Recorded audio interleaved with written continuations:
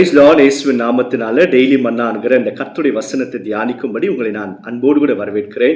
இதுவரைக்கும் இந்த சேனலுக்கு நீங்க சப்ஸ்கிரைப் பண்ணலைன்னா தயவு செய்து சப்ஸ்கிரைப் பண்ணுங்க. உங்க நண்பர்களுக்கு மற்றவர்களுக்கு இதை தெரியப்படுத்துங்க. நிச்சயமா இந்த கர்த்தருடைய வார்த்தை உங்களை ஆசீர்வதிக்கும். இன்றைக்கு கர்த்தருடைய வசனத்தை 1 பேதுரு 5வது அதிகாரம் 6வது வசனத்தை வாசித்து தியானிக்க போகிறோம். ஆகையால் ஏற்ற காலத்தில் தேவன் உங்களை உயர்த்தும்படிக்கு அவருடைய பலத்த கைக்குள் அடங்கி இருங்கள். கர்த்தர் சொல்லுகிறார், அடங்கி இருங்கள். யாருடைய கரத்துல? பலத்த கர்த்தருடைய கைகளுக்குள்ளாக நீங்கள் அடங்கி இருக்கும்போது ஏற்ற காலத்துல கர்த்தர் உங்களை உயர்த்துவார். பாருங்க, நாம் அடங்கி இருக்கும்போது நமக்குள் இருந்து அதிகாரம் செயல்படும். நீங்க கர்த்தருக்கு அடங்கி இருந்தீங்கன்னா அர்த்தம் என்ன? கீழ்ப்படிந்திருக்கீங்கன்னு அர்த்தம்.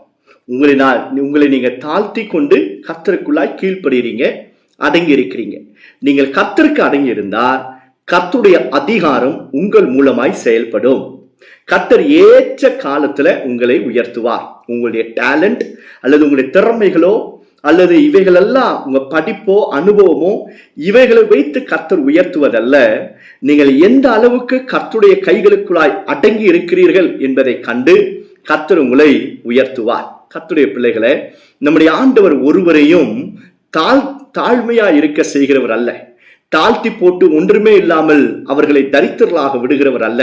அவர் ஆசீர்வதிக்கிறவர், உயர்த்துகிற தெய்வம்.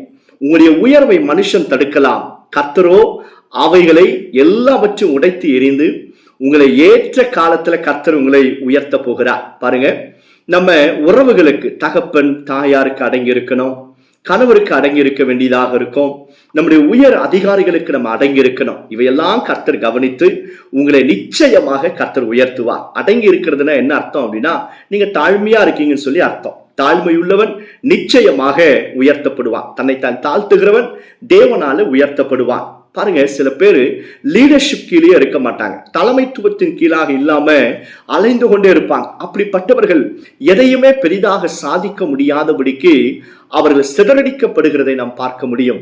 ஆனா கர்த்தர் நமக்கு கொடுத்திருக்கிற அதிகாரத்துக்கு நாம் அடங்கி இருக்கும் போது நமக்குள் இருந்து கர்த்தருடைய அதிகாரம் செயல்படும். கர்த்தர் உங்களுடைய தாழ்மையை பார்த்து நம்மை நிச்சயமாக உயர்த்துவார். ஆகார் அந்த அம்மா வீட்டை விட்டு வெளியே வரும் பொழுது கர்த்தர் சொல்றாரு, போய் நீ சாராளுக்கு அடங்கிரு. அந்த அம்மா போய் அடங்கி இருக்கிறாங்க. ஏற்ற காலத்துல கர்த்தர் அந்த அம்மாவை வெளியேற்றி ஆகாரையும் இஸ்மவேலையும் கர்த்தர் பெருக பண்ணினாராம். பாருங்க, தாவீது ஆடுகளை மேய்த்து கொண்டிருந்தார். அவங்க அப்பா கூட அவங்களை மறந்துட்டாங்க. ஆனா கர்த்தர் ஏற்ற காலத்துல அவர் உயர்த்தினார். அதே போல கர்த்தர் உங்களையும் உயர்த்துவார். வேலை செய்கிற இடத்துல உங்களுக்கு பிரச்சனை இருக்கா? நீங்க அடுத்த நிலைமைக்கு வரக்கூடாது, ப்ரொமோஷன் வரக்கூடாதுன்னு சொல்லி தடை பண்றாங்களா? நீங்க உயர்கவே கூடாது என்று சொல்லி உங்களோடு கூட இருக்கிறவங்க திட்டம் பண்றாங்களா? கவலைப்படாதீங்க. உயர்த்துறவர் கர்த்தரானபடியினால அவர் நிச்சயமாய் உங்களை உயர்த்துவார். நீங்களும் நானும் செய்ய வேண்டியது என்ன அப்படின்னா, கர்த்தருடைய பலத்த கைக்குள்ளாக அடங்கி இருங்க. அவருக்குள் நம்ம இருக்கும்போது, அவருடைய கரத்திற்குள் அடங்கி இருக்கும்போது கர்த்தர் நம்மை உயர்த்துவார். அல்லேலூயா. ஜெபம். பரலோக பிதாவே, இந்த வசனத்தை கேட்கிற நம்முடைய பிள்ளைகளை ஏற்ற காலத்துல உயர்த்த போகிறேன். பண விஷயத்துல, பொருளாதாரத்துல, ஊழியத்துல, வரங்களில, ஆண்டவரே எல்லா காரியத்திலையும் உங்களுடைய பிள்ளைகளின் உயர்த்தி உங்களுடைய நாமத்தை மகிமைப்படுத்த போறீங்க. அதற்காக ஸ்தோத்திரம். இந்த வசனத்தை கேட்கிற ஒவ்வொரு பிள்ளைகளையும் ஆசீர்வதியும். இயேசு மூலம் ஜெபிக்கிறோம் பிதாவே. ஆமென், ஆமென். God bless you all.